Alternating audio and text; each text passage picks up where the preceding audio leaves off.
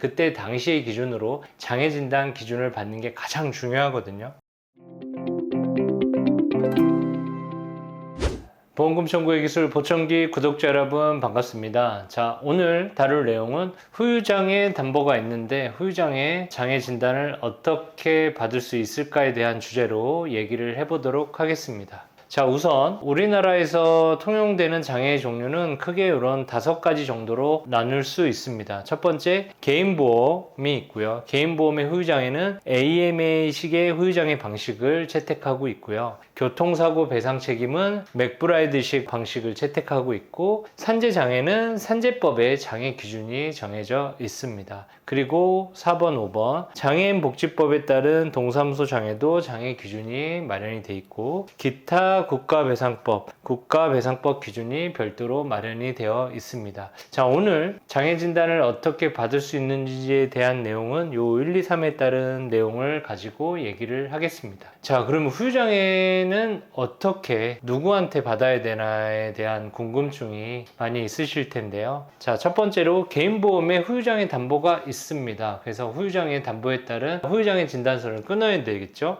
그런 경우 수술병원, 치료병원, 다른 타 병원에서 발행된 장애 진단서가 있으면 다툴 수가 있습니다. 교통사고 및 기타 배상 책임에 대한 경우도 수술병원, 치료병원, 다른 타 병원에서 장애 진단서가 발급이 되면 그거를 근거로 해서 보험사한테 장애보험금 조에 따른 부분들을 다툴 수가 있고요. 자, 하나 산재 근로자분들은 주의를 하셔야 되는 게, 산재보험은 치료받은 병원에서만 장애 진단이 가능해야 됩니다. 치료받지 않은 병원에서 장애 진단서가 발급되기도 어렵지만 발급된 거를 기준으로 해서 산재 장애 등급을 다툴 수는 없습니다. 수술병원, 치료병원, 거쳐간 병원에서만 장애 진단을 받아야지만 장애 보상금을 다툴 수 있다는 거 알고 계시면 좋을 것 같습니다.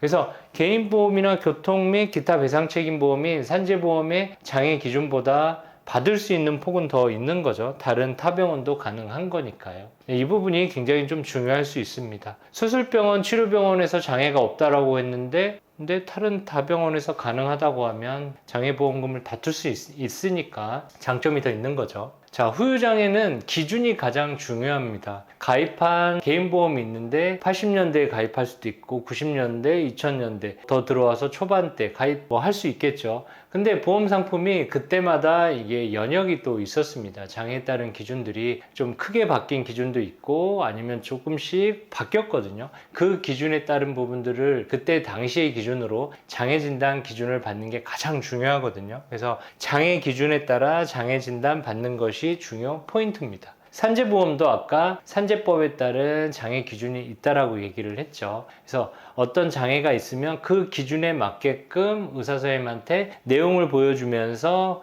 그 기준에 맞게끔 장애 진단을 받는 게 가장 중요하다고 할 수 있습니다. 다음으로 후유장애 청구 전에 꼭 기본적인 내용이지만 확인해야 되는 사항들이 있습니다. 내가 가입한 후유장애 담보를 확인을 하는 겁니다. 2개, 3개부터 해서 10개 이상 가입되어 있는 분들도 많이 있습니다. 그래서 가입 연도나 보험사도 다 다르기 때문에 가입한 보험사 확인하고 후유장애 담보를 확인할 필요가 있습니다. 그래서 너무 오래돼서 증권이 어디 갔지 하시는 분들도 있지만 그런 걱정을 할 필요가 없는 게, 증권이 없다라고 하더라도 보험사별로 대표번호로 전화해서 보험 가입 증권 새로 보내주세요 하면 팩스로 주기도 하고, 후유장애 담보가 얼마나 가입되어 있는지를 물어보면 친절하게 알려줍니다. 그렇게 확인해 보시면 될 것 같고요. 두 번째는 후유장애 담보가 있으니 약관 내용을 확인할 필요가 있습니다. 제가 연도별로 구약관, 신약관에서 다 다르다고 말씀을 좀 드렸죠. 그래서 그 약관에 따른 장애 분류표 기준 내용이 어떻게 되는지 꼭 확인해 볼 필요가 있겠습니다. 그게 곧 장애 기준이죠. 그래서 이 내용은 보험사별 홈페이지에 확인해서 다운받아서 약관 내용을 보실 수 있겠습니다.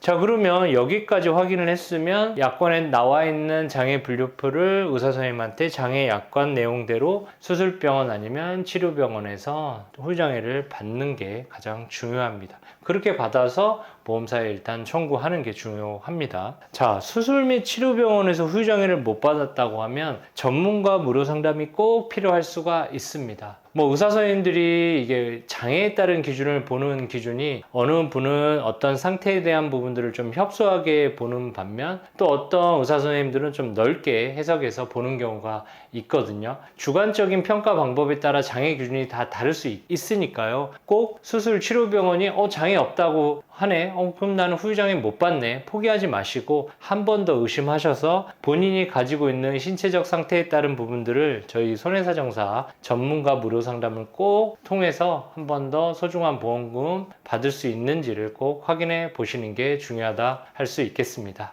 자, 오늘 보청기TV에서는 후유장애 담보가 있는데 후유장애 담보 장애진단서 어떻게 받는 게 중요한지에 대한 영상으로 여러분께 오늘 내용을 전달했습니다. 자, 오늘 내용과 관련해서 궁금한 사항들이 있으면 보청기 무료 상담 주시면 저희 상세하게 답변 드리도록 하겠습니다. 보험금 청구의 기술 보청기TV는 보험 주제로 여러분께 영상을 제공하고 있습니다. 영상이 유익하셨다면 구독과 좋아요, 알림 설정까지 부탁드리고 다음에 더 좋은 주제로 찾아뵙도록 하겠습니다. 감사합니다.